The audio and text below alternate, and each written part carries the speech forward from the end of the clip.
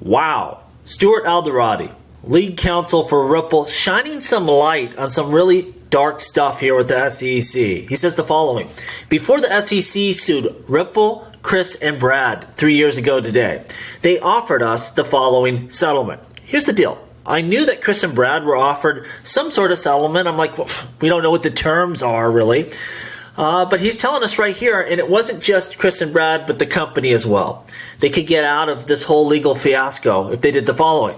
The SEC would announce to the market that XRP itself is a security, and the market would be given a short window to come into compliance. And we've been told so many times, oh, it's not about the secondary market, it's not about the coin. He's telling you right there what this court case was about from day one, classifying XRP, the crypto asset, as a security. That was their terms of settlement.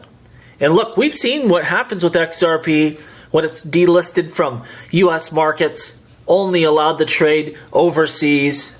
It did pretty well. This might have been a bigger move for the broader crypto space. Had they agreed to that, the damage that could have been done to cryptocurrencies in general would be monumental. Huge, huge move. Ripple putting it all on the line and winning. That's the big deal. Stewart goes on to say, we said no because, well, XRP is not a security. And all of us said that before the court case, during the court case, and most importantly, the judge ruled at the conclusion of this case that XRP is not a security. But you never know what you're going to get. It still takes guts to throw it all on the line and go to court over this issue.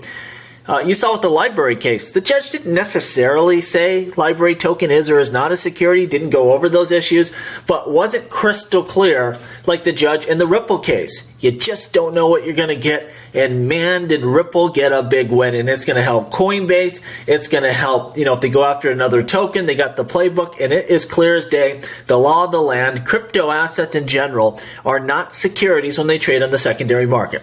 He goes on to say, we said no because, well, XRP is not a security and the SEC never built a framework for crypto compliance. So, they probably alluded that we'll figure out a way to make this all work down the road. Here we are 3 years later, nothing. You would be in purgatory this whole time had you agreed to that. And Ripple said no. And it was a big, big move because we came out on top. XRP freely trades on the U.S. market. Now, this is really the key because remember what they say. Oh, it's only about Ripple and raising funds. It's not about XRP. Stewart says the following.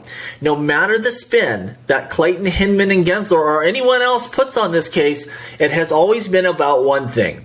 Proving that XRP is not in and of itself a security.